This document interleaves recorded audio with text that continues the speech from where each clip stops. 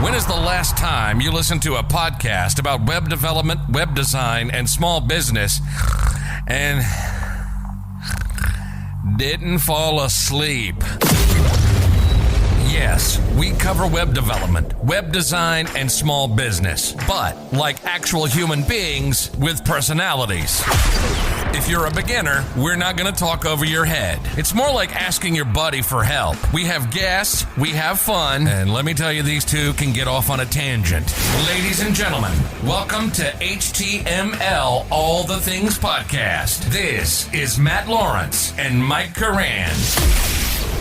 That's right, everybody. We are back. This is the HTML All the Things Podcast. I have a bit of a different microphone setup today.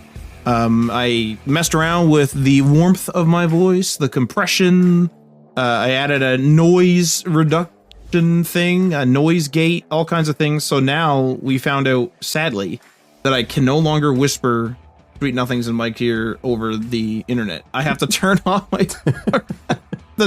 my filter in order for Mike to hear me because I'm trying to cut out a bunch of background noise and such. But that's not what you're here for. You're here for this episode. This episode is kind of like a throwback to web news. So this is going to be kind of a web news episode. We're going to be talking about a few topical things that have come up. We're going to be talking about the AI developer tool arms race, if I could say that. We're also going to be talking about vibe coding. And if we have time, we're going to also touch on things like React Router v7, as well as the Firefox TOS changes, and maybe even a bit of TypeScript doom. But the first two topics, we're definitely going to sort of kind of more a deep dive, depending on how time goes in this episode. Now, if this sounds interesting to you, and you want to support the show, you can go and check us out on that Patreon, leave a review or rating on your podcast app, join us in our Discord server, or share this with your friends. And I just want to let you know that we do have our Scrimba affiliate link. You can go check that out at htmlallthethings.com. All right, Mike, you actually wrote up this web news, so why don't you take it away? Yeah, I feel like this is an episode type that we're going to probably do every little while. I'm not going to set like a cadence for it, but I figure once stuff starts to happen in the web development industry, that a bunch of new terms come up, vibe coding being one that's top of mind right now, or a bunch of new tech that comes up like React Router v7. I want to have an episode where we talk quickly about each one so that we can inform you guys or gals that are listening out there what's going on in the web development sphere. If you're not plugged in like we are, or if you're just, you don't have time, you have a life outside of work or a life outside of everything else. I don't really have a life, so this is my life. I will pass that on to you guys. And hopefully it'll be somewhat entertaining because I'll also have my takes on some of these things that are happening in the web development sphere. So without further ado, the first thing that I do want to talk about is the AI developer tools arms race, and mainly the two that I'm kind of talking about right now, or the three, I guess, is the IDE coding tools that are coming out that have AI integrated into them. So if you're not aware, obviously, most of you will probably be aware of VS Code. VS Code was the first one to integrate a tool called Copilot. That was the first kind of LLM style AI autocomplete tool. This happened a few years ago, I think 2021 or 2022. I can't remember exactly what year, but that was the first real step in that direction. And really ever since then, nothing really came out to compete with VS Code up until probably like 6 months ago, when all of a sudden these tools started to pop up all over the place, where it's essentially forks of VS Code, meaning that they took the open source part of VS Code, created their own repo out of it, and then added their own kind of LLM models into it for their own autocomplete, and added all this other AI stuff on top of it, like being able to go into agent mode, as they're calling it, which is a way for them to actually go through, check your entire code base, edit multiple files, create files, delete files, do the coding for you, not just auto-completing the next line, but literally writing all of the code for you. So that's where Cursor and Windsurf came out. I think Cursor was first, and then Windsurf kind of followed them shortly after, but they're both forks of VS Code. They both do this AI agent stuff, AI chat, slightly differently, but at the end of the day, they're both kind of trying to make it so that you're doing less coding, or you need to do less coding, and you have a very well integrated system designed to be able to like not only help you with the code that you're writing right now, but also be integrated into your entire code base where when you ask it a question, it has context of the file you were working on 2 weeks ago, or the file you were working on just yesterday, or the file you're working on right now, and able to answer in a way that's kind of intelligent towards what you're writing on, right? And this is like, initially, my eyes on this was, I kind of wrote it off. I'll be honest. When they first came out, I'm like, there's just forks of VS Code. I already have Copilot, or I had Super Maven at the time too, which was amazing. And it was doing everything I needed it to do. And my thought was like, why would I need another chat? Like I can just open up ChatGPT, type in everything that I need there, and then, come back to my editor and do whatever I need there. So I was flipping between apps. That was essentially my workflow. It's like I was using Super Maven to autocomplete. I was doing a little bit of chatting with it when they released the chat application, the chat function inside of VS Code, but not really, because from my perspective, not a big deal. Switch between ChatGPT, code editor. But eventually I was convinced to try Cursor. And what I found was that, yes, what it allows you to do is just be more focused and have more context of whatever you're working on. And at the time when I was using it, it had like 3 different chat modes. It had like chat mode, composer mode, and something else I can't remember. A little bit confusing, honestly, if I'm being honest. They've since changed that to just have a chat mode where you can select the different type of models you can use. So that's another kind of nice advantage of Cursor, is that they add many different models. So especially in the chat and agent modes, you have stuff like Claude 3.7, which just came out like literally 2 weeks ago, I think, since recording this podcast. And it has like a thinking mode, there's like a bunch of different modes you can use, which is super cool because you can try one, switch over to the other one, and just have this back and forth conversation with these AIs that have pretty much full context of what you're working on. And then also go into your editor and have it autocomplete with also full context of what you're working on. So having the ability not to switch between apps at the end of the day sold me. And I kind of canceled my Copilot subscription, got a subscription to Cursor, which are about the same price.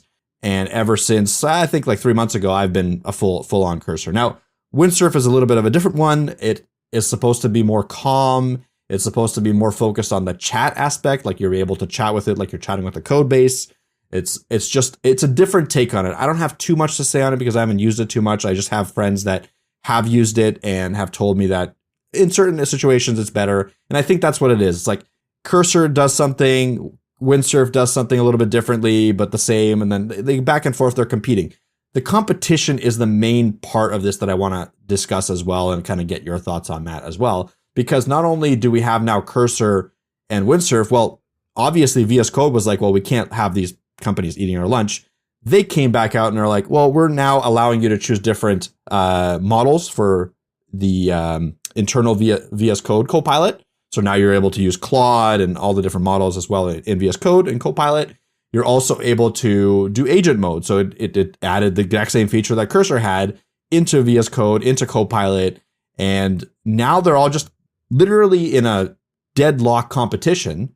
Now, you could pick hairs. Like, people still say that VS Code is a little bit worse, and that's fine. But realistically, I don't know. Like, it's a tough one to switch. And at the end of the day, really, we have these massive AI systems now being built into our code editors that are essentially allowed to code for you. You can even turn on in Cursor this thing called YOLO mode, where it doesn't even like ask you if it wants to make the change. It just does the changes based on the prompts that you give it.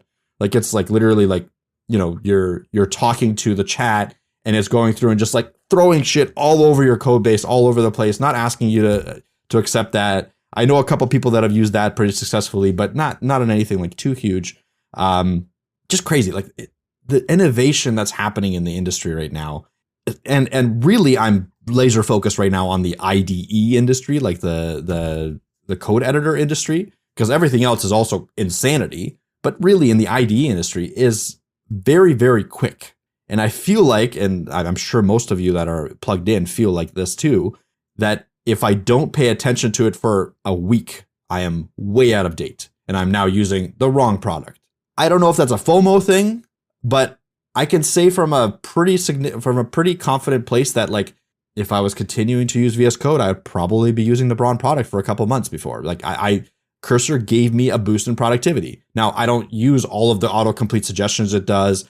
I don't have a ton, like, it doesn't give me exactly the code that I need to write. A lot of times it'll give you the code and then I'll edit it to what I need it to do, or I'll prompt it back and forth and I'll have a conversation with it, like as if I'm talking to another engineer. And then we'll have a conversation and then I'll implement something in between of what it tells me. Now, because that's just like I have a pretty significantly complex code base that I'm working on. So in those code bases, AI still can't really go YOLO mode and agent it up. Like I've tried, it's a disaster. In a simple code base, absolutely can do it, but in a more complex one, it becomes really, really complicated. So you need to take it with a grain of salt. But even with that grain of salt, I'm able to be way more productive and I'm able to be way more confident in the code that I'm writing, and I'm able to do more things that I wouldn't be able to do outside of this because I'm not like an expert test writer. But you know what? Like these systems they're really good at writing tests. So now I've become very good at tests because of them, or I'm not really good at querying databases, but these systems are pretty good at it. So now I've become better at querying it. So like it's given me these kind of like superpowers outside of my core competency that have made me way more productive. And if I was like old manning it or like being like resistant to change, I wouldn't have had those powers, I guess. And now my fear again is that like if I don't keep up with this, what's going to happen a month from now, or what's going to happen 2 months from now? So do I have to keep trying different apps? So I'm curious your thoughts, Matt. Like I know you're more of a like I have a tool, I'm going to use that tool. I don't know if you're like, big on like switching between different tools every 5 seconds. How do you see this playing out? I'm definitely big on the sort of like I have a tool, I want to master it, I want to stick with it. In terms of using AI to code, I absolutely do, but I'm using more of the consumer model, I guess, like the general models of things. So in other words, I'm using Copilot, but like Copilot consumer, I don't know what you want to call it, Copilot chat, where I'm just using the Copilot that comes with Windows 11. I have the mobile app as well, and I'll chat with that. I will use that occasionally for code, but I will primarily use the actual, like a premium subscription, whatever, to ChatGPT, not the $200 a month one, the one below that. But I'll be using that one. I think it's like 20 or 30 a month, something along those lines. And I use that to help me code, and that's really useful. At the end there, you mentioned that AI kind of helping you is making you better. And I do see that in myself, where it'll mention methods that I've either forgotten, I didn't realize. I'm using a lot of vanilla JavaScript right now. I'm extending the functionality of Webflow, actually. So I'm messing around with that quite a bit. And so that's what I've primarily been coding up just right now for money. And so I've been using a lot of the vanilla JavaScript stuff, but using AI for that. And it's been pretty good. And the reason why I want to mention that context is because you mentioned that these tools are starting to become more integrated into IDEs, which I'm not using. They're starting to become more integrated with CI/CD pipelines, which I'm also not using. So the sort of general chat app is good for me. It seems to be working rather well. Now, I could absolutely be coding up my stuff for Webflow in an IDE with one of these tools. I wouldn't have like a CI/CD pipeline, but it could autofill some code for me and stuff like that, and then it would be as simple as a copy paste over into like a coding container on Webflow kind of thing. That's possible. I realize that this is the pioneering age, I would say, of AI tools, and so I am kind of forced to change what I use sometimes. So even though I said at the beginning of this that I like to stick with what I'm doing, I acknowledge that what I'm doing is likely, although not guaranteed, to be replaced by something that's much better. To handle this, I've been basically just keeping an eye on what's available. I haven't been switching. Like I said, I do go back and forth between Copilot and ChatGPT. I also occasionally will use Grok, and I will also occasionally use Gemini, although I use those two. Grok I'm just kind of playing with because I don't use it too much. And then Gemini I'm just kind of using because it's on my phone, because I have an Android device. And so I'm kind of using it because I'm already exposed to it. And I've been messing with that. So even that is kind of a step forward for me, I guess, in trying new things, is what I'm trying to say, to give context about myself. I do like to stick to one thing and master it, like I said, but there's almost no point in that mastery if the tool is going to go away so quickly. Like your experience describing this, Mike, like you've already gone from like GitHub Copilot, you've gone over to Cursor, you've messed around with all these other things. Super Maven like merged into Cursor, to some capacity, and And it's like, this is very clearly the pioneering age of this stuff. It's like Super Maven wasn't 10 years old and then it got merged in. AI LLMs weren't 15 years old and then things started moving around and we started getting multiple tools. A lot of these tools are going to definitely start merging into each other. Some are going to go on and as different things. Some of them are going to go on as they are. Use cases are going to change. There's a lot of that. So for me, it's more like keeping an open mind and keeping an eye on stuff. And for right now, it's mostly been the consumer bots just because they are so readily available and they're all over the place.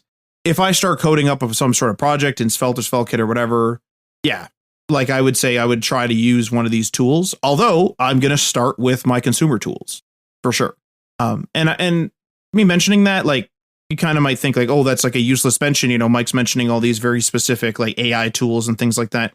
It's intimidating to immediately jump into an AI tool that, like you said, Mike, may go into your code base and change 18 things across 20 different files and move things around. And you may be very protective of your CI/CD pipeline. You may be very protective of how you deploy things or how your GitHub repo looks. And for quote unquote someone else, meaning the bot, to go around and change things kind of haphazardly, or even in a controlled environment to an extent, you are effectively peer reviewing what the AI is giving you in some cases. And, peer reviews aren't perfect. You're not going to constantly read each line down to the thing. And so if you're very protective of that, it's a difficult sell to sell you on one of these tools. And so starting where I am with the consumer tools, I think is a good place to start. I'm very much asking it ideas. How would I do this? How would I fix this? Is this secure? How would I secure it? What's the methodology here? Is there a more modern way to do it? Is there a faster way to do it? Is this possible? Is a classic one. Things like that. And then that allows me to kind of have the ability to say to it, okay, like I know this is possible. I know this and that. I'm going to copy paste it into my code at my own pace, at my own discretion. And then my project is made up of me coding, but also with assistance from the AI. And that's what I'm putting out. That might be a good place to start for people like that. You, Mike, like you're super into this, like you're into the IDEs, about all this stuff and things like that. And so you're comfortable with this. And you're also like, you're not like super protective of like your, GitHub repos and things like that. Like not everything has to be absolutely kind of immaculate. But I do know that some people, would be like that. And so this would be like a difficult sell. Yeah. Go ahead. Sorry. No, I was going to say the point I guess I'm trying to make in totality is that you should be learning an AI tool. I think at this point, it doesn't really matter which one, honestly, because even these ones, like you said, have started adding these like more coding ones. These are started adding more chat things. These aren't just like autofill where it's like, oh, you're typing like a switch case and there's a pattern to be recognized here. And hit tab or hit enter to like enter in the rest of the switch case based on my assumption. Like that's totally cool. That makes sense. But it's not that much harder to like ask for the switch case to be made by ChatGPT and then copy paste it in. So you're still getting like AI experience. And I think the important thing is for you to like get AI experience. But I don't think the tool you use currently matters too much. I will say there's a crack in that argument. I can already see in my own head where AI tools specifically for developers are likely here to stay. And so not getting experience with ones that embed into IDEs or that embed or work with, different pipelines, CI/CD pipelines, GitHub repos, etc., different workflows, that would still be a bit of a learning curve for you. But at the same time, it's sort of like that may rapidly change.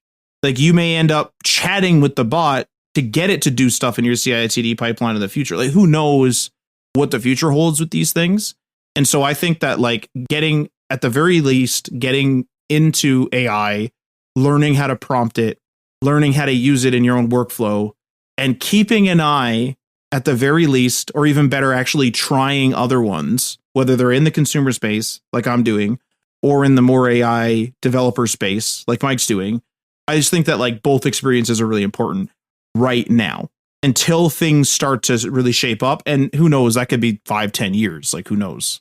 Yeah, I think you're right to a certain degree. I think there's if you're a developer on a full-time basis or you're trying to become a developer, I think there is some merit in trying these IDEs with AI built in out. But like you said, Matt, with the note that everything could change. And it's almost inevitable to get to the point where, yes, the prompt box is going to be the main interface of all of these. I think that that's where it's going. Right now, the chat is kind of off to the side and the code is in the middle. That's how traditional IDEs work.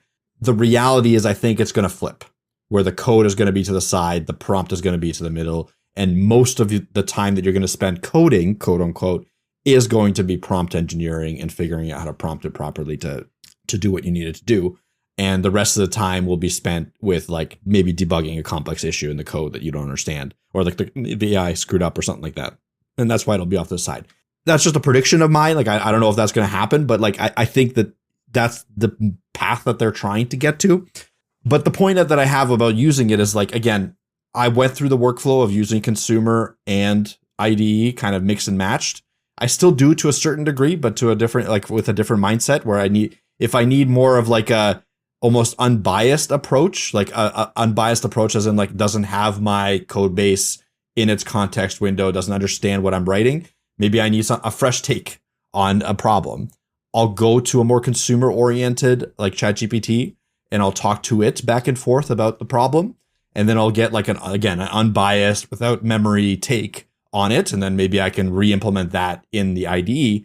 But if I'm talking about a specific code or if I'm talking to my code, it's always going to be more convenient for it to understand what I've already written, right? That's the thing. Like that's the disconnect that I see is like you need that. That's a really important aspect of this new generation of AI tools is the context of what you've written. And I think like side importance of like being agent mode and like being able to go and do a bunch of things for you at the same time, that we'll talk about vibe coding in a sec. That's more important for that. But from like a professional, like a more complex perspective, just being able to talk to your code base almost on a personal level is a pretty magical like thought. Like you don't know what happens. Like, you know, like maybe you have 8 developers working on a single code base. You don't know why this does that. Ask the chatbot. It'll understand where that's coming from for the most part. It'll be able to follow your imports and figure out how that works and be able to give you a pretty good answer. That's if you told me that was going to be the case 2 years ago, I would have laughed at you, right? Like realistically, like I've had to read like source code. I've had to read imports. I've had to do so much like path tracing and debugging of really, really complex types to figure out a more complex code base. That has become way, way easier now. Like I could ramp up on a complex code base very quickly with one of these tools, and not knowing how to do that is, I think, a detriment to a developer today. Like we talked about this a little bit with Ken C. Dodds on a previous podcast episode, where he was like, when you're learning to code, there's this contradictory thought of, hey, maybe turn off the AI tools, right? And learn how to code. But the reality is, and this is something that he backed up, was like, you'll do that and you'll learn to code and that's fine. But the guy beside you won't. And he'll use these AI tools and he'll rapidly accelerate his development time faster than you. And at the end of the day, he's going to be able to pump out more code faster than you. He'll run into issues, but if he's able to get through those issues, that's going to make him a better developer, or her. Whereas you'll be stuck doing it the old way. And sure, you'll understand the fundamentals of the code maybe a little bit better than them, but you wouldn't have gone through the kind of trial by fire of figuring out where AI is good and bad and where when AI makes a mistake, how to fix it.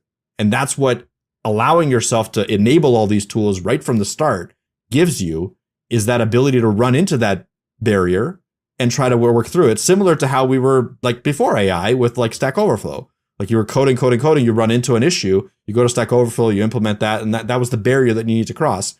The barrier has changed now, where like AI can screw up, just like Stack Overflow could back in the day. You need to figure out how to work past it, and not getting there quickly enough could put you a step behind. You know, there like when you were talking about the time savings, something already rung out to me is that when I talk to my consumer bots, I have to give it context a fair bit, and having that context already typed in would be a great help. I understand it's just like another sentence I'm typing and things like that, but it's another place where I can make a mistake. Whereas the bot can make a mistake, but the bot is reading the code and being like, oh, he's using these class names. Oh, he's using this. He's importing this. He's doing this. And it can see those things.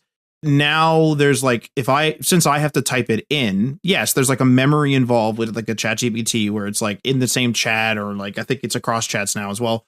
You have like that memory. And so once I feed it the context, then it's fine. But what if I mess up the context? What if the context changes because it's a multiple person team that's working on this code base? The context changes and I forget to update that bot on the context. Having the ability for the AI to automatically see like, oh, these imports have changed. Oh, the NPM packages have changed. Oh, this is different, without me being like, hey man, like, oh, hey, yo, check this out. Oh, hey, this has been updated. I think like that's a huge benefit. And like when you were mentioning the Kenzie Dodds episode, that also like rings really true too, is that like there's definitely been like just speaking from personal, there's definitely been some stuff that I've done on Webflow that is not like majorly complex, but stuff that I haven't done in a while. And so it's like, okay, I'm gonna like the extension with JavaScript I'm talking, and I'll be like, oh shoot, like I haven't done this type of coding in a while. Let me like spin back up on that.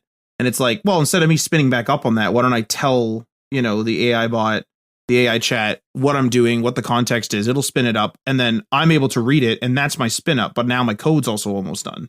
Look how much faster that would be. And that totally makes sense for someone who, it's like, hey, the guy beside you isn't going to do that, and they're going to like rapidly move forward. There's like a thing that we do, I don't know, as humans or whatever you want to say, where it's almost like we want to find merit in the harder path, if that makes sense. And sometimes that can, pay dividends in a way. Like a rapidly factory made piece of furniture is arguably worse quality sometimes than something that someone has handmade, and there's like little dings in it and little imperfections, and that's like a unique handmade piece of furniture. But there's value in those little things. When it comes to coding, I don't know how much value there is in like a handmade, switch case or a handmade loop versus an AI comes in and goes like, we're going to do this loop, and then we're going to, this is how your filter works, and we're going to filter out the results that are bad. I don't know how much value there is in handmade versus machine made, if that makes sense. So, I mean, there might be, I'm sure someone out there is listening to this and saying like, well, there's these nuances, those nuances, but I can't think of any off the top of my head. And also, like when I say that stuff about the furniture, I mean, there's full houses out there that are all the factory made furniture, right? There's pros and cons to the factory made furniture. There's pros and cons to the handmade furniture. And right now I can't think of any specific pros of handmade code other than that you're not relying on a tool. But then it's sort of like, yeah, but what if you didn't rely on your IDE? Like, what if you're just like, using an IDE is for suckers, make your own IDE. Well, also make your own file system. Actually, make your own operating system. It's like starting to go back in time, and it's starting to become a little bit crazy. I've heard like people, when Google Assistant was first announced, and like Google Home specifically, and people were like, oh, I can use this to turn off and on my lights and things like that. That's probably the most direct example that people used to give, right? If their family members were like, oh, you have that Google thing, what does it do? Oh, it controls my lights. And the very first thing I used to always hear is, oh, laziness. And I'm like, well, is it laziness though? Because I mean, do you have a stable at your house where you keep your horses to go down to the farm? Because that's the harder way to do it. To get down to town is, why don't you keep horses and have a stable? And like, why do you have a car? Right? You know what I mean? Why don't you go out into the outhouse in the backyard and not have internal plumbing? Like, or inside plumbing. It's sort of like things, we move on from things, and this might be the way that we code into the future. This might be the next thing that we do. I mean, people used to not have JavaScript frameworks, and now those are here and likely here to stay. Do you feel bad when you use a JavaScript framework? Like, are you supposed to spin up your own JavaScript framework every time you start? Like, is that where we're at? And the answer to that is like, no, right? So it's like, because we're on this new precipice of a new technology, people are going to, poo-poo it. They're going to say, I hate it, this and that. But this may, and I do say may, be the way we code moving forward. Yeah.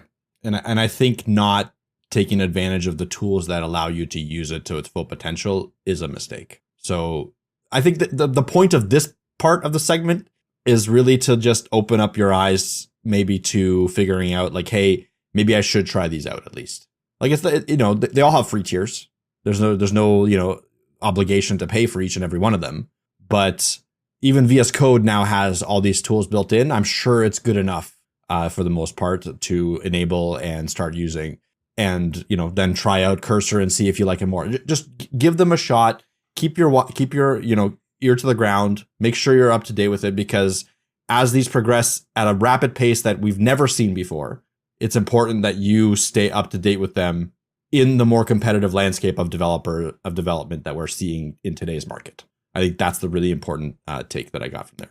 Yeah, I agree. I think that you would potentially be missing an opportunity if you don't look at AI now, and even just the consumer ones, like you said, like just try one out. You mentioned the GitHub Copilot one specifically. I'm even advocating for just learn to talk to them, because Google Assistant, for example, was much more than just turning on the lights. But the example you would tell your loved ones when you first got it and when it was new was, I can turn on my lights. But there's so much more. Like it could control valves in your house if you have smart valves, like to turn off and on water. It could integrate with like leak detectors or freeze detectors and let you know of things. If it's like, hey man, like your house is below freezing, like your pipes might burst. There's so many different things that you could potentially do with smart home technology. Obviously, the most basic example, turning off and on the lights, is something that is probably going to be used every day. At least I use it every day. But it is also something that someone's going to pick apart because it's so simple. And it's sort of like, yeah, but that back then we were pioneering, and it's like, yes, but now we're pioneering. How many people back in the day were like, cell phones are stupid? Do they have smartphones now? I know nobody that does not have a smartphone. The same people that were like, smartphones are stupid, I'm not using smartphones. It's like, yeah, but you do now, don't you? So you kind of have to cut through that a little bit. And that doesn't mean use AI as a crutch. That's kind of a closing note on this from me. That's not to say to use AI as a crutch and don't learn to code. That's not what I'm trying to say. What I'm saying is like, use it as a tool. Like, use the right tool for the job. Learn to use that tool.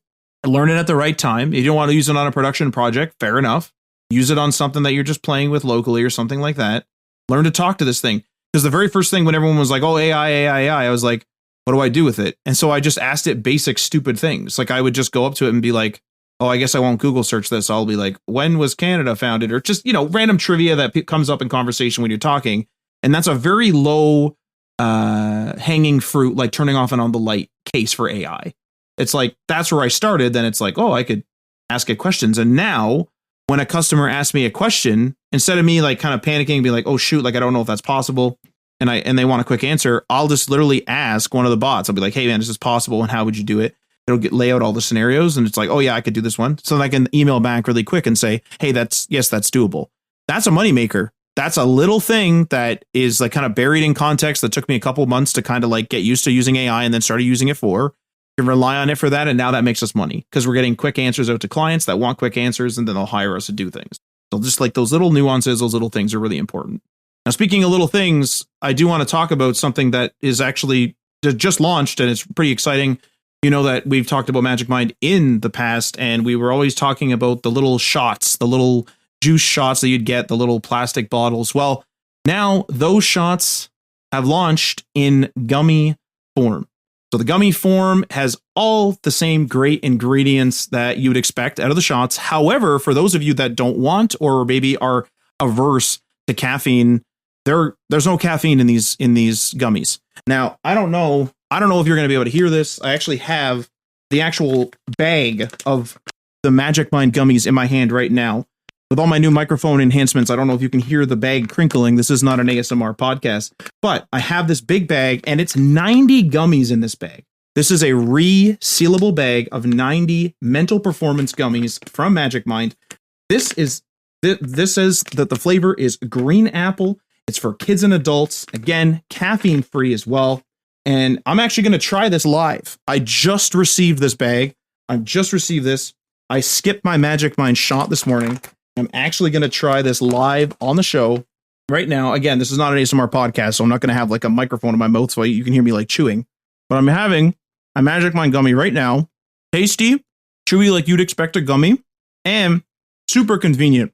So personally, I've already mentioned on this show that I used to throw the Magic Mind shots in my golf bag. It's the winter here. You're like, Matt, you're not golfing. That's not true. Simulators are good. I'm now using golf simulators, and I'm still bringing my golf bag around.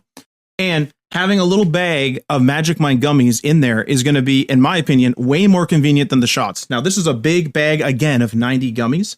However, I'm going to grab a small Ziploc bag, throw some gummies in there, put it in my golf bag, have it for when I'm out there. And then, I'm scrambling in the morning, getting all my golf stuff together. I run out the door and it's like, shoot, I haven't had any coffee. I haven't had anything. This is the same thing again as the Magic Mind shots. Now, I did have my morning coffee today. I'm actually still drinking it right now. It's to the left of me right now. So I'm still drinking that. However, this is just a super convenient, sort of compact way to get those Magic Mind shots, that get the benefits of Magic Mind, minus the caffeine, to be clear, all just in a gummy. I'm going to try a second one here as I tell you about a special offer we have. So if you want to try these Magic Mind gummies, if you're interested, go and check it out. We have a deal to get up to 25% off. Again, that's up to 25% off. You can do that at my link, magicmind.com/HTMLGM, or alternatively, you can use my promo code HTML25 to get that 25% off. If you want to sort of enter that flow state, if you want to have an enhanced focus and clarity, sharper mind, lower stress, no caffeine in this. There's caffeine in the shots. There's no caffeine in the gummies. There's natural nootropics and adaptogens. Matcha. We all love matcha, of course. Please go check it out. Once again, magicmind.com/HTMLGM to get up to 25% off, or alternatively, use the promo code HTML25 to get the same deal. Cool. Speaking of flow state, let's get into the second topic here, which is vibe coding. So if you're in the space of like looking at X or Blue Sky or whatever, like you probably have heard this term. At first, I was really confused because I feel like I've been vibe coding my entire life. I take a couple of beers, and by the third beer, I'm usually in a pretty good vibe. But that's not what this is. It's not about those kind of vibes. It's about the ability to code while chilling and talking to a prompt and letting the prompt, like the AI agent, code for you, essentially. So you open up Cursor. Cursor is the more popular one at the moment. Windsurf, I think, can do this. VS Code, I'm sure, can do this with agent mode. And you turn on YOLO mode, again, like I was mentioning before, and you just talk to the prompt. And that's the idea. You just kind of like speak your code into existence. Now, this is entertaining. I think it's fun. I think people sharing about it is really cool. And I've seen some really interesting projects being built out. One of the big ones, but I think Levels IO or something like that, was the multiplayer flight sim game that he built out using vibe coding. So he just kind of prompted it into existence. It's like a pixelated multiplayer, like plane simulator game. Really interesting concept. Had a bunch of issues with it. The game looks not great from like a visual perspective. It has a bunch of glitches with it, but he was able to have like, I think 5,000 or even more pilots in the game at the same time, flying around in the same world, all again, while never being a game developer and only using prompts for the most part, at least initially, right? So there's some really cool projects being put out there in vibe coding space. And I think that the idea of it isn't like to launch your next SaaS startup as a vibe coder. You're more just proving concepts. It's a really quick way to prove a concept of like, hey, maybe people actually want to play this little flight sim game that I'm building out. And then maybe after you build that concept and you prove the concept in a span of like a couple hours, you can start putting actual time and money into creating that idea into something big. So vibe coding from my perspective is A, fun, B, a way to prove concepts, and C, a really quick and like short-term method to create projects. And I say short-term because if you've ever done it before, at least at this moment in time. So if you're listening to this podcast a couple months down the line or a couple years down the line, this could all be out of date because that's how quick the stuff moves. But at least in this moment in time, the most important part of an AI kind of a vibe coding session is the initial prompt. If you nail the initial prompt and put as much detail as you can into it, it'll create a really, really intricate system for you. And then the next prompts that you do, the back and forth stuff, that's the stuff that gets a little bit more complicated. That's where hallucinations can happen. That's where like errors can happen. That's where misunderstandings can happen a lot of times. And just massaging the app outside of the initial bounds of the initial prompt becomes more and more difficult the more you go back and forth with the AI agent. So it's really important to have a really good initial prompt and then lower your expectations on being able to completely change the project going back and forth with the the agent or the composer or whatever tool you're using. So I don't know, it's a way for you guys to understand what's going on in the industry right now. Vibe coding. I've seen a couple posts out there of people hiring vibe coders to build out proof of concepts. So maybe I don't know if those are jokes. Honestly, they might be jokes, but it seemed legit. Maybe it's a way for people to hire people to really quickly develop prototypes. Right. Again, I think that's a really valuable skill you can have.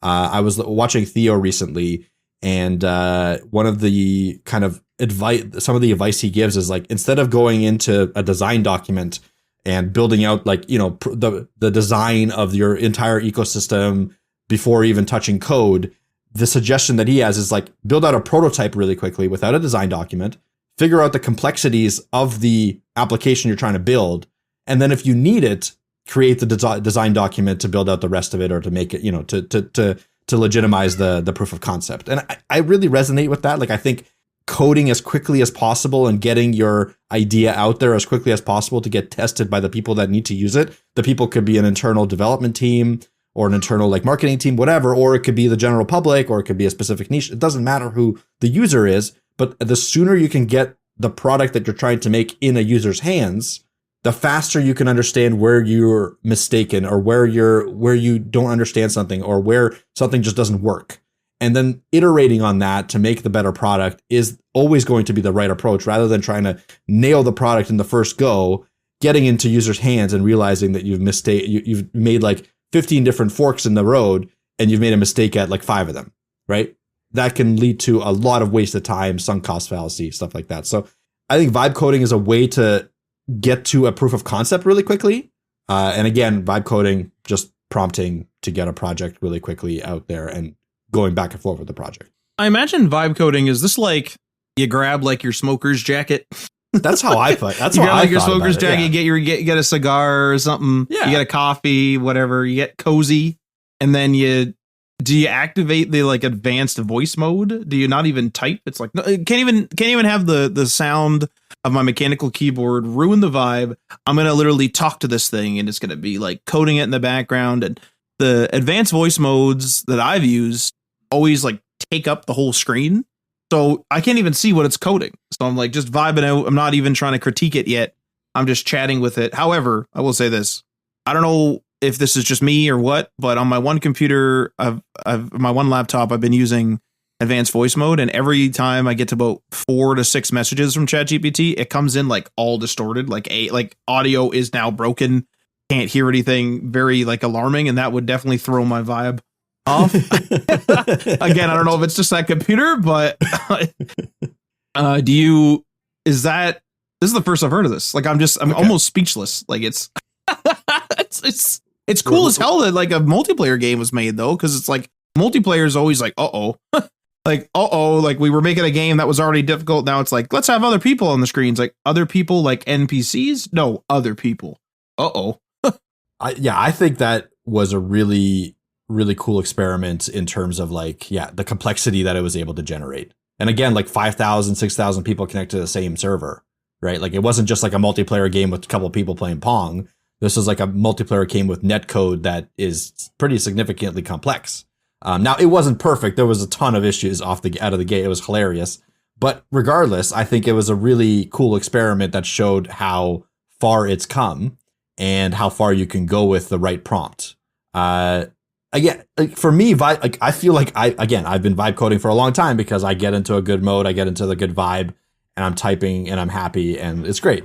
But this isn't what this is. This is specifically related to the fact that you're not even having to write code. You're just vibing good vibes into your prompt and getting out some sick code that runs okay. Yeah.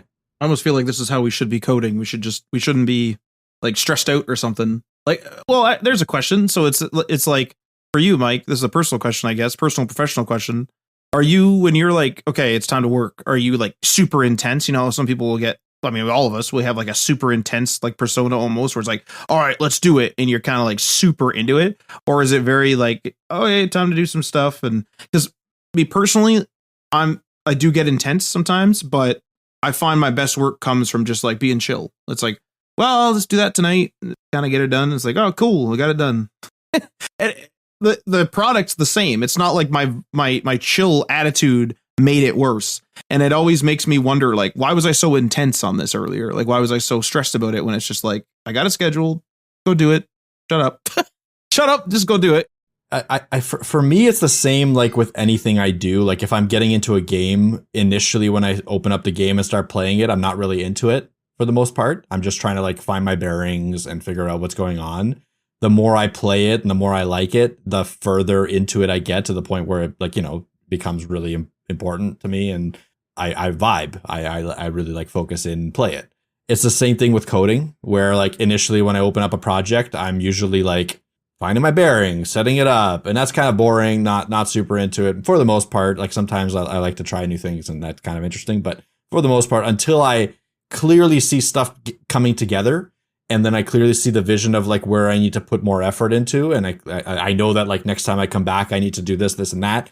That's when I start to really get into it, and it starts to become more of a enjoyable aspect, and I really like it. So like building out a feature, it's the same way. Build out the initial part of the feature, like scoping it out and stuff like that, is kind of annoying. As I get into it, the more I get into it, the more I guess I quote unquote vibe, or get like more focused in. Have you done that specifically with a bot?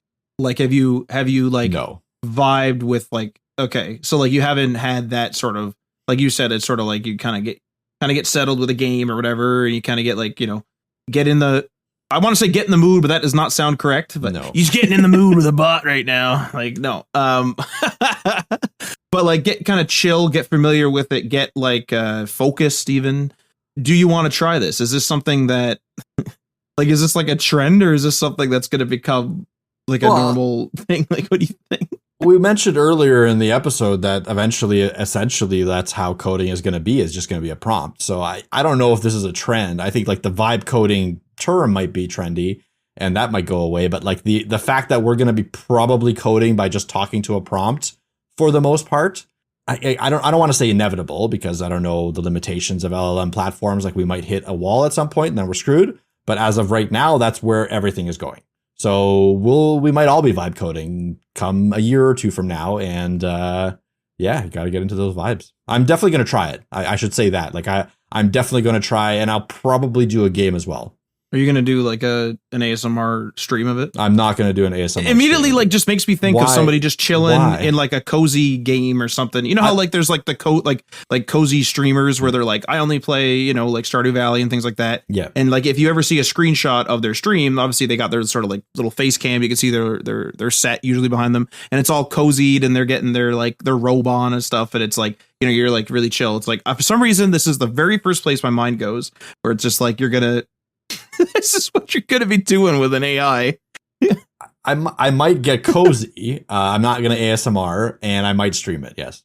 If you want to see me stream it, if you want to see me get cozy stream on for a vibe coding session, let me know at HTML everything on X, at HTML things on Threads.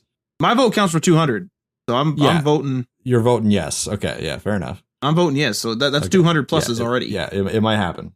Because it's like, it's not something we can prep for. Like, just try it, and if it's dumb, then people will leave. Like, it's not like you're gonna, you know what I mean? It's like, I want to see what happens. Like, is this? I want to know what's going on. Yeah. No, that's fair. I'm curious at this point. This makes me think too, though, and this is super interesting. Is like almost philosophical. But you were saying this might be how we code, and you were talking to it. If you have ever watched the original Star Trek series, like, I mean, like Star Trek, the original series, Spock and all them, they don't really have many screens. They do have screens, but they don't have screens where it's like Spock, like check like, you know, the hull integrity. And then he goes and he like, you know, goes to start on Windows and types in hull integrity, or starts in like, instead of HW info, it's like enterprise info. and he goes and he reads the thing. He goes like, computer, I need to know the statistics of the whatever. Or there's like quicker indicators like lights and different, kind of things on there. And that's a very efficient, very low bandwidth, importantly, way of getting and receiving information. Right now, we code up a lot of stuff that has user interfaces. Do we ever see that going away? So here's the thing is like, I'm not attached to like, I'm on my phone right now. And I am not attached to opening up Google Messages or Android Messages or whatever they call it these days to see this. Someone reaches out to me and goes, hey, Matt, did you get that e-transfer, which is money? I'll be like, yeah, I got it. That's a throwaway interaction. It's important that we had that conversation, but it's a throwaway interaction. It's a very consumable thing. I'm not like, man, that back button was awesome. Like that emoji button just really like hits the spot. I can be like that if I'm like analyzing the UI, but in terms of it being a tool I use every day, I don't care. And so like, it's a question of like, it's also low bandwidth. It's very or high bandwidth. I don't know what you'd want to say. It's really slow. It's low bandwidth. The Star Trek one I said it was low bandwidth. It's higher bandwidth. I messed that up. As the Star Trek one, it's like you talk to it, it gives you the information, or there's like a button or a light, and it's just everything's ready to go. Whereas I'm like, oh, Mike texted me. Unlock phone. Click on messages. Maybe it's in a folder. Click on Mike. Read it. Click the text box. Type it. Correct it. Go into the emojis. Do that. That's low bandwidth. That's slow. But if I can just like pick up my phone and be like, tell Mike everything's cool. I got the e-transfer. How much faster is that?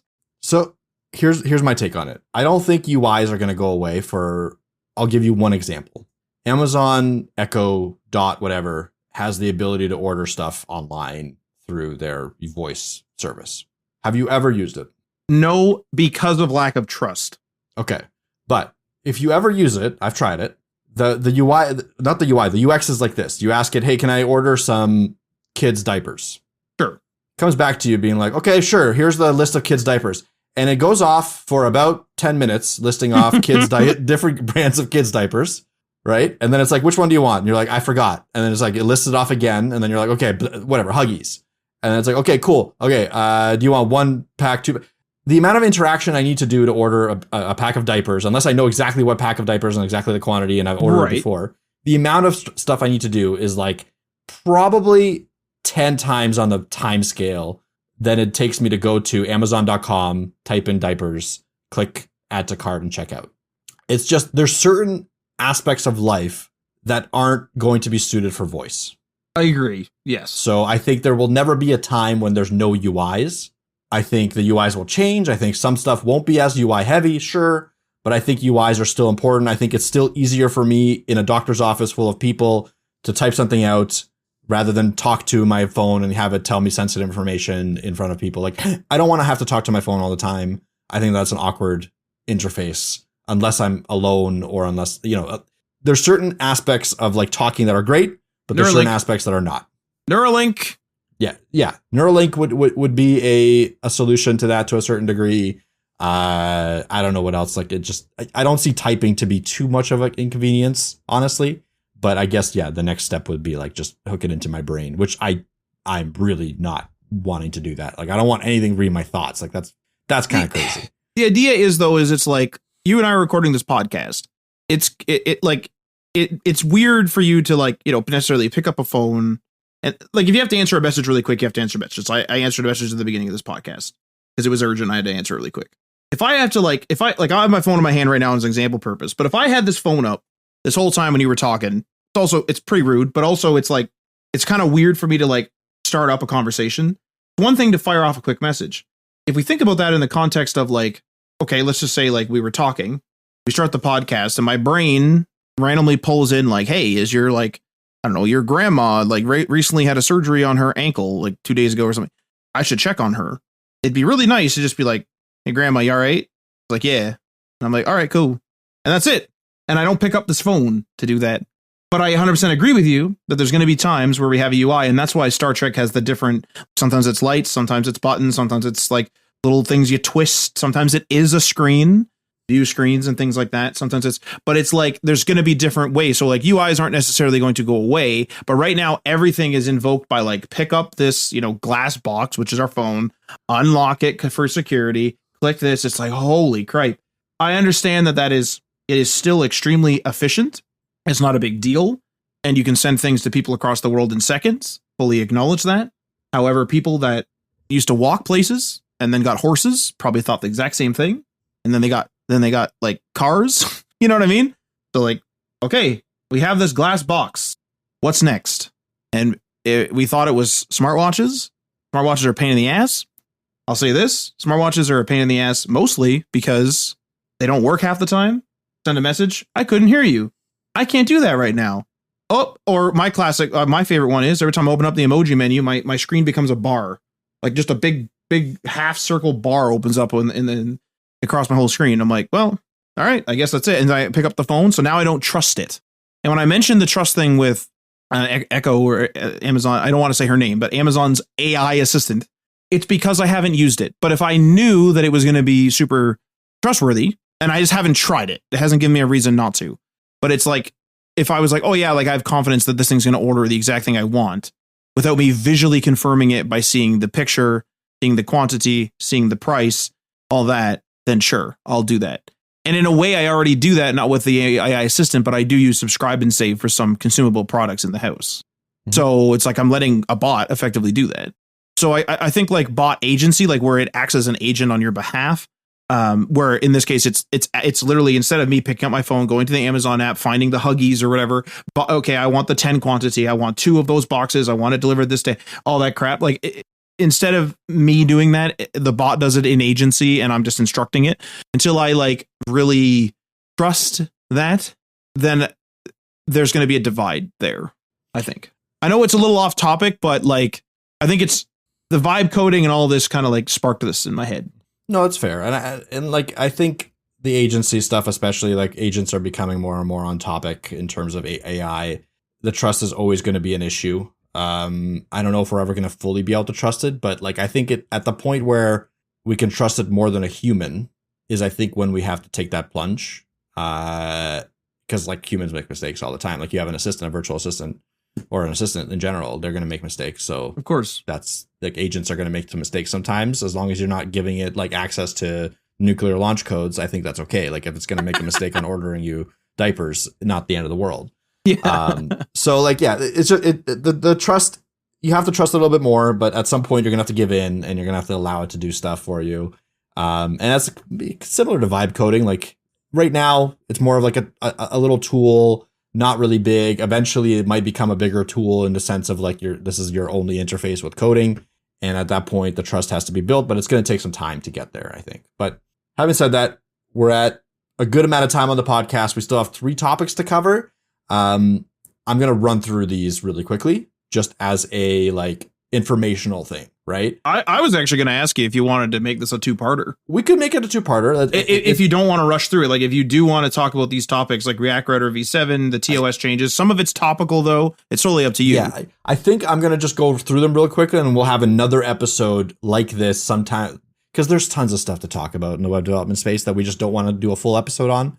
And I think I'm going to quickly cover what they are, just so, again, it seeds it into your mind, so you're aware of what's going on in the industry. That's really all you need from these topics. And we specifically left them to last because they're not like big topics. So it should be quick.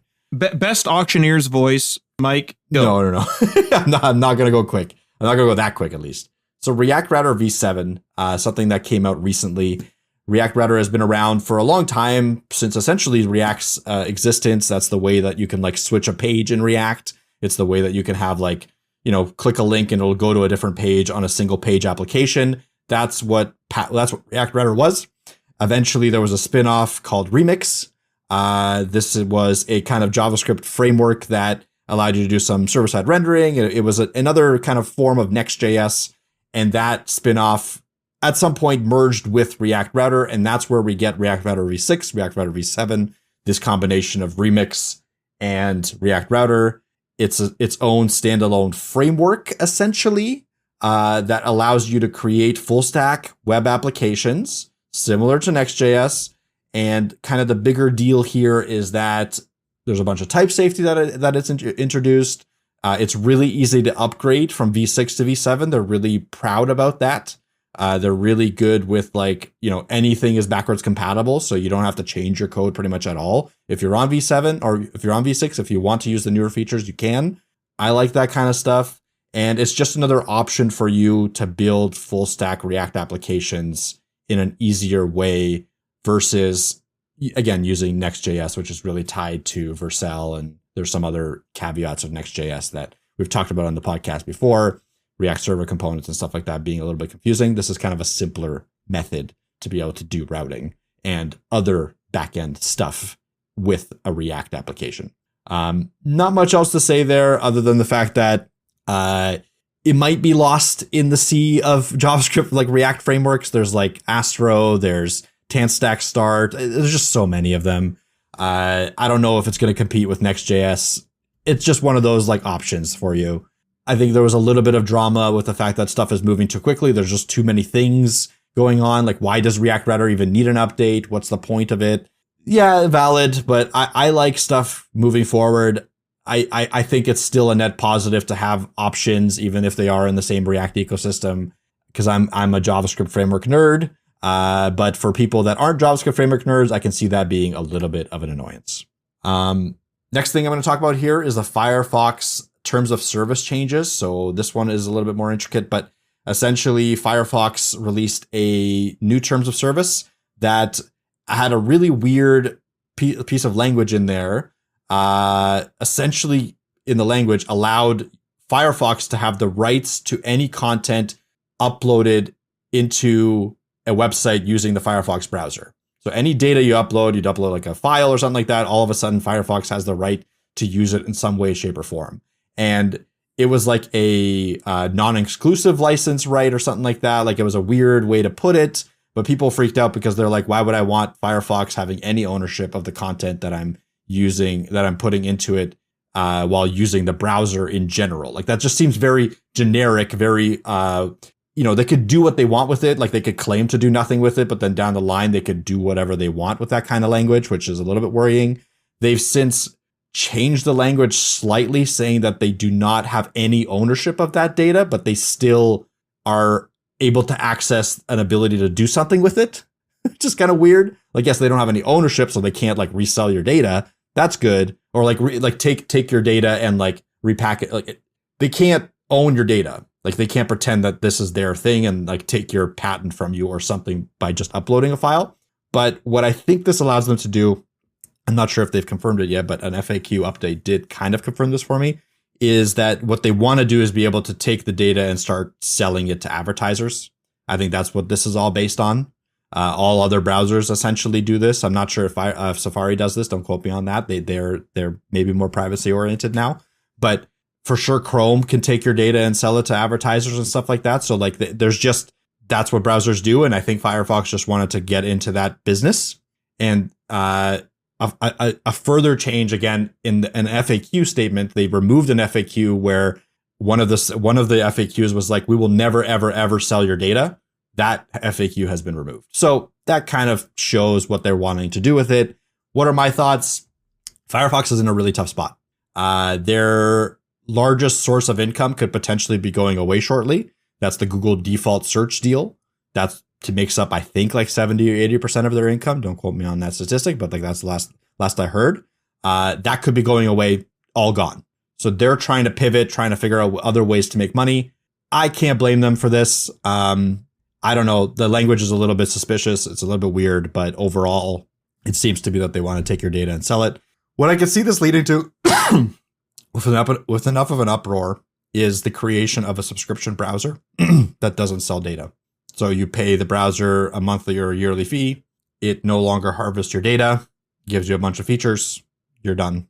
Maybe that there's a environment that's being made for something like that.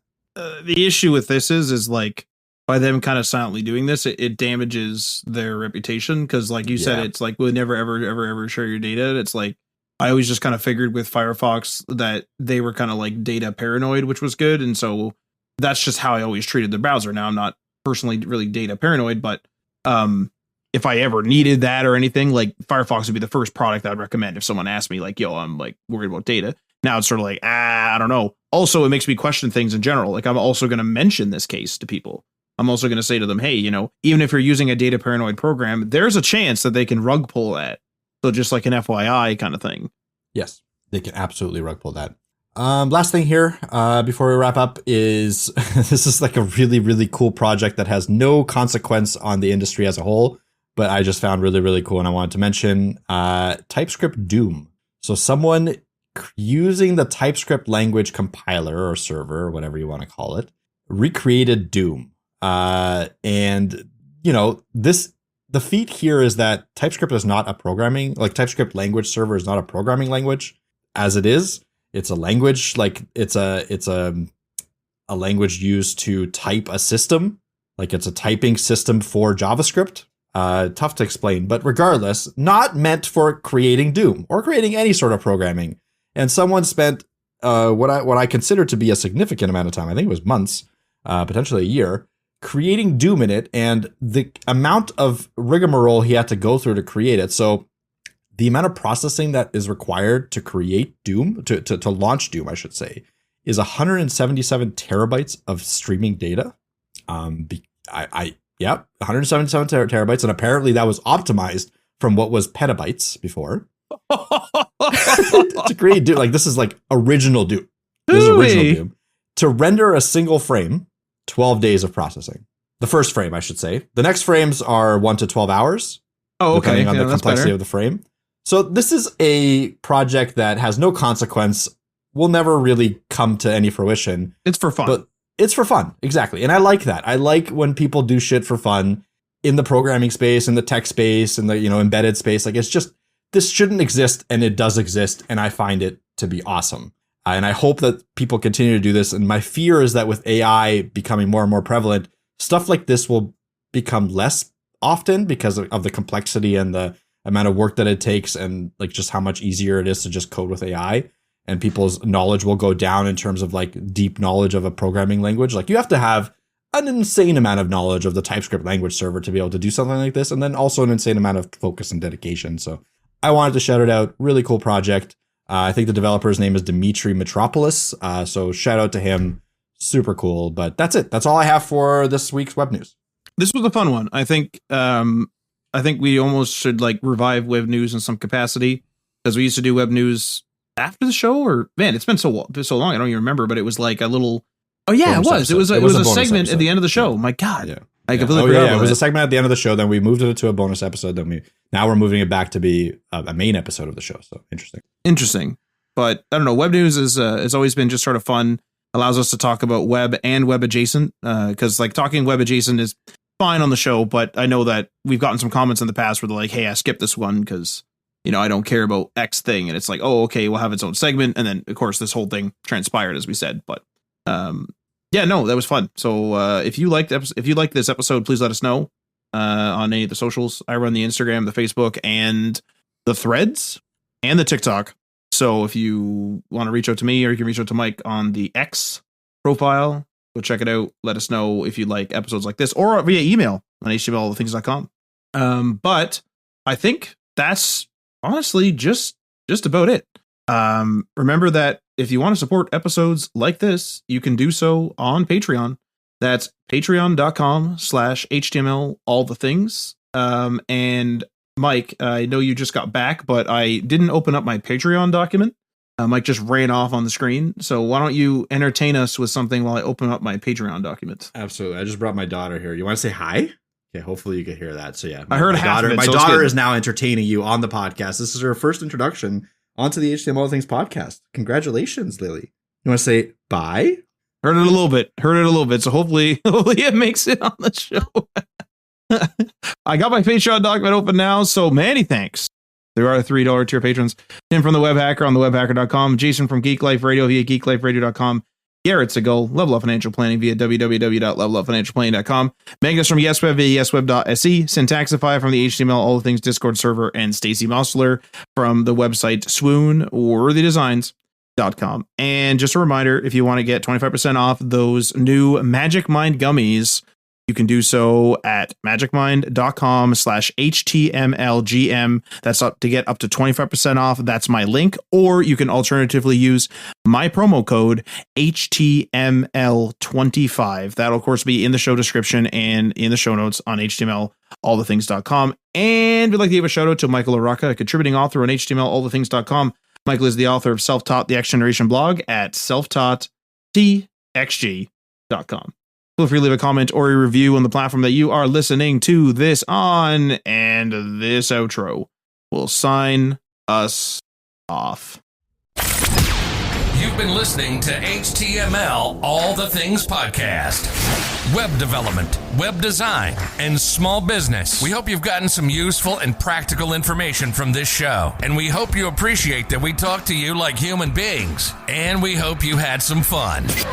We'll be back soon. But in the meantime, hit us up on social media on Facebook, Instagram, and Patreon at HTML All the Things. And on Twitter at HTML Everything. Until next time, this is HTML All the Things, signing off.